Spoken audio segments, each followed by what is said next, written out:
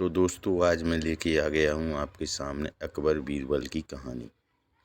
एक शाम राजा अकबर अपने प्रिय बीरबल के साथ अपने शाही बगीचे की सैर के लिए निकले।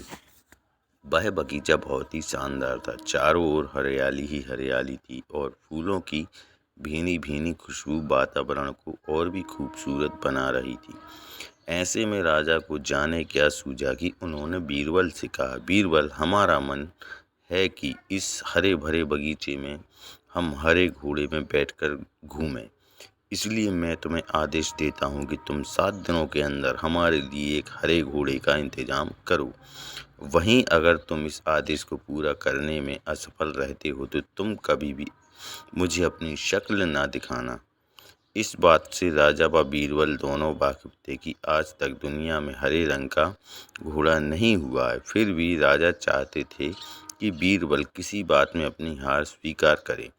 इसी कारण उन्होंने बीरबल को ऐसा आदेश दिया। मगर बीरबल भी बहुत चालाक थे। वो भली भांति जानते थे कि राजा उनसे क्या चाहते हैं, इसलिए वो भी घोड़ा ढूंढने का बहाना बनाकर 7 दिनों तक इधर उधर घूमते रहे। 8वें दिन बीरबल दरबार में राजा के सामने पहुंचे और बोले, महाराज, आपकी आज्ञा अनुसार मैंने आपके लिए हरे घोड़े का इंतजाम कर लिया है, मगर उसकी मालिक की 2 शर्तें हैं। राजा ने उत्सुकता से दोनों शर्तों के बारे में पूछा। तब बीरबल ने जवाब दिया, पहली शर्त यह है कि उस हरे घोड़े को लाने के लिए आपको स्वयं जाना होगा। राजा इस शर्त के लिए तैयार हो गए।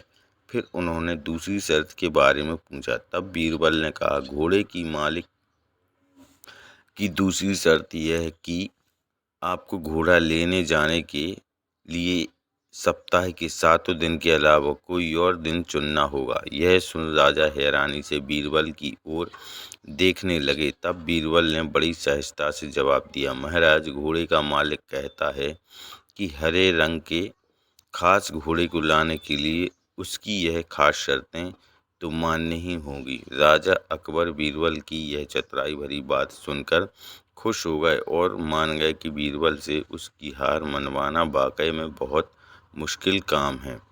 कहानी से सीख। यह कहानी हमें यह सिखाती है कि सही सूझबूझ और समझदारी के साथ नामुमकिन लगने वाले काम को भी आसानी से किया जा सकता है। और भी ऐसी कहानी पाने के लिए हमारे चैनल को सब्सक्राइब कीजिए और लाइक कीजिए।